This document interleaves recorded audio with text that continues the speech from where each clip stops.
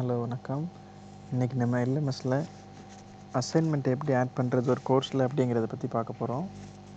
இப்போ எந்த கோர்ஸில் நம்ம அசைன்மெண்ட் ஆட் பண்ணணுமோ அந்த கோர்ஸை சூஸ் பண்ணிவிட்டு கிளிக் பண்ணுங்கள். கிளிக் பண்ணதுக்கப்புறம் right side turn editing on அப்படின்ற இருக்கும் பட்டன், அந்த பட்டனை கிளிக் பண்ணுங்கள். கிளிக் பண்ணோன்னே இங்கே எல்லாமே அந்த விண்டோ அப்படியே மாறும் லேசாக. ஸோ இங்கே add an activity or resource அப்படின்னு பட்டன் இருக்குது, அந்த லிங்க்கை கிளிக் பண்ணுங்கள். இங்கே ஒரு பாப்பப் அப்பியர் ஆகும், அதில் அசைன்மெண்ட் அப்படிங்கிற ஃபஸ்ட்டு ஆக்டிவிட்டியை சூஸ் பண்ணிக்கோங்க. சூஸ் பண்ணிவிட்டு இதை அப்படியே ஆட் பண்ணிக்கோங்க, ஆட் கொடுங்க.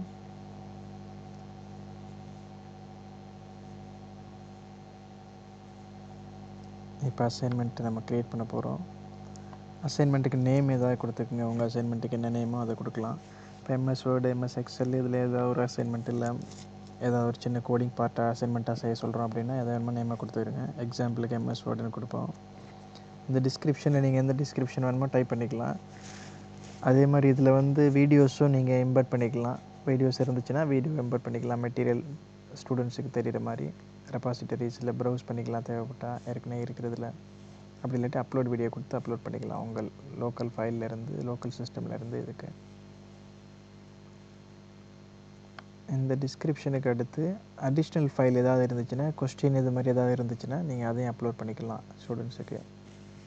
அப்புறம் அடுத்த பார்ட் அவைலபிலிட்டி, எப்போலேருந்து சப்மிஷன் ஸ்டார்ட் ஆகுது, எப்போ எண்ட் ஆகுது, due date, cut off date, இந்த டேட்டை நீங்கள் செலக்ட் பண்ணிக்கலாம்.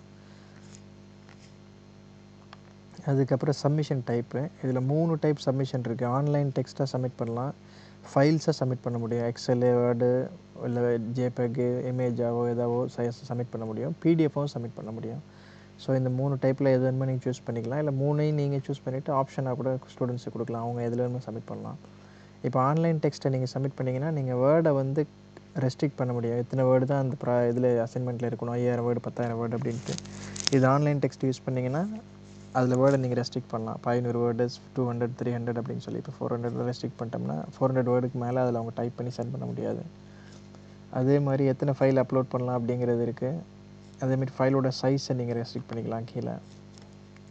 இது இல்லாமல் கவர் ஷீட், அந்த அசைன்மெண்ட்டுக்கு ஸ்பெசிஃபிக்காக ஏதாவது கவர் ஷீட் இருந்துச்சுன்னா, அந்த டெம்ப்ளேட் இருந்துச்சுன்னா அந்த டெம்ப்ளேட் அப்லோட் பண்ணிக்கலாம். பிடிஎஃப் டெம்ப்ளேட்டோ இல்லை வேர்ட் டாக்குமெண்ட் டெம்ப்ளேட்டோ எது இருந்தாலும் அப்லோட் பண்ணிக்கலாம். அது அடுத்தது ஃபீட்பேக் டைப்ஸ், எப்படி நம்ம அசைன்மெண்ட்டை சப்மிட் பண்ணதுக்கப்புறம் எவாலுவேட் பண்ணி எப்படி கொடுக்க போகிறோம் அப்படிங்கிறத, ஃபீட்பேக் கமெண்ட்ஸு, அது எந்த டைப்பில் கொடுக்க போகிறோங்கிறத நம்ம சூஸ் பண்ணிக்கலாம். பிடிஎஃப் ஃபீட்பேக்னால் ஆன்லைன்லேயே நீங்கள் அனோட்டேட் பண்ணி அப்படியே கொடுக்க முடியும். அப்படியே அந்த அவங்க அனுப்பின பிடிஎஃபை அப்படியே ரிட்டன் அனுப்ப முடியும், அதில் அனோட்டேஷன் பண்ணிவிட்டு மிஸ்டேக்ஸை கரெக்ட் பண்ணி. அதேமாதிரி ஆஃப்லைன்லேயே நீங்கள் டவுன்லோட் பண்ணிவிட்டு, ஃபைல்ஸ் அனுப்பியிருந்தாங்கன்னா ஆஃப்லைனில் டவுன்லோட் பண்ணிவிட்டு அதுக்கப்புறம் நீங்கள் அவங்களுக்கு கிரேடிங் பண்ணலாம். அதே மாதிரி அடுத்தது சப்மிஷன் செட்டிங்ஸு. சப்மிஷன் செட்டிங்ஸில் ஒரு தடவையும் அந்த அசைன்மெண்ட் அவங்க சப்மிட் பண்ணும்போது கிளிக் பண்ணணும் பட்டனை, சப்மிட் பட்டனை, ஃபைனல் சப்மிஷன். அதுக்கப்புறம் அவங்களால அந்த அசைன்மெண்ட்டில் எதையுமே சேஞ்ச் பண்ண முடியாது. ஆன்லைனில் பண்ணியிருந்தாங்கன்னா, ஆன்லைன் டெக்ஸ்ட்டாக எடிட் பண்ணியிருந்தாங்கனாலும், ஃபைலில் பண்ணியிருந்தாலும் சேஞ்ச் பண்ண முடியாது. அவங்க சென்ட் பண்ணிட்டாங்கன்னா சென்ட் டைப் தான் அந்த சப்மிட் பட்டன். சப்மிட் பட்டன் பண்ணால் சென்ட் ஆகிடும், ஒன்ஸ் ஃபார் ஆல், அவ்வளோதான். இல்லை அதில் நீங்கள் மாற்றணும் அப்படின்னா அவங்களுக்கு நிறைய அட்டம்ப்ட்ஸ் வேணால் கொடுக்கலாம். ஃபெயில் ஆகிற பாஸ் ஆகிற வரையும் நீங்கள் கொடுத்த எத்தனை வாட்டி வேணுமோ அவங்க சப்மிட் பண்ணிகிட்டே இருக்கலாம். அப்படி இல்லை ஒன்ஸ் தான் அப்படின்னா நெவர்ஸ் கொடுத்துட்டிங்கன்னா ஒரு அட்டெம்ப்ட் தான், அதுக்கப்புறம் அவங்க அட்டெம்ப்ட் பண்ண முடியாது அந்த அந்த அந்த அசைன்மெண்ட்டை. இதில் குரூப் சப்மிஷன் இருக்குது. குரூப் சப்மிஷனில் எப்படின்னா, இப்போ ஒரு குரூப்பில் 5 பேர் இருப்பாங்க, அந்த 5 பேரில் குரூப் லீடர் ஒரு ஆள் மட்டும் சப்மிட் பண்ணால் போதும் அந்த அசைன்மெண்ட்டை. ஸோ அப்படி எதுவும் உங்களுக்கு ஆப்ஷன்ஸ் இருந்துச்சுன்னா நீங்கள் அதை எஸ் கொடுத்துடலாம். எஸ் கொடுத்துட்டு எந்த குரூப்புங்கிறத சூஸ் பண்ணால் போதும். அப்படி இல்லை இண்டிவிஜுவல் சப்மிஷன்ஸ்னால் நோ கொடுத்து அது அப்படியே டிஃபால்ட் செட்டிங்காகவே இருக்கட்டும். மற்ற இது 3மே டிஃபால்ட் செட்டிங்ஸ் தான். இதில் நோட்டிஃபிகேஷன்ஸ் இருக்குது. நோட்டிஃபிகேஷன் பை டிஃபால்ட் அவங்களுக்கு மெயில் போயிடும், அக்னாலஜ்மெண்ட் இமெயில் போயிடும் ஒன்று சப்மிஷன் பண்ண உடனே. ஸோ இது தேவைன்னா மாற்றிக்கலாம், இல்லாட்டி இல்லை, அப்படியே டிஃபால்ட்டாக விட்டுலாம். ஓகே.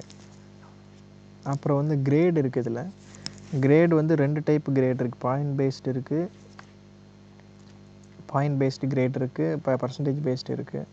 இப்போ மேக்ஸிமம் கிரேடு 100%க்குன்னா நீங்கள் சிம்பிள் கிரேடிங் மெத்தடில் யூஸ் பண்ணிவிட்டு எத்தனை மார்க் எடுத்தால் பாஸ் அப்படிங்கிறத இங்கே ஃபில் பண்ணிடணும். இப்போது 35 எடுத்தால் பாஸ்னால் 35 இங்கே ஃபில் பண்ணால் ஓகே. மற்றது எல்லாமே டிஃபால்ட் செட்டிங்ஸ் தான். இதில் ப்ரிட்டி மச் சிம்பிள், எல்லாமே ஸ்ட்ரைட் ஃபார்வர்ட் மெத்தடு தான். தேங்க்யூ, நன்றி வாட்ச் பண்ணதுக்கு. தேங்க்யூ.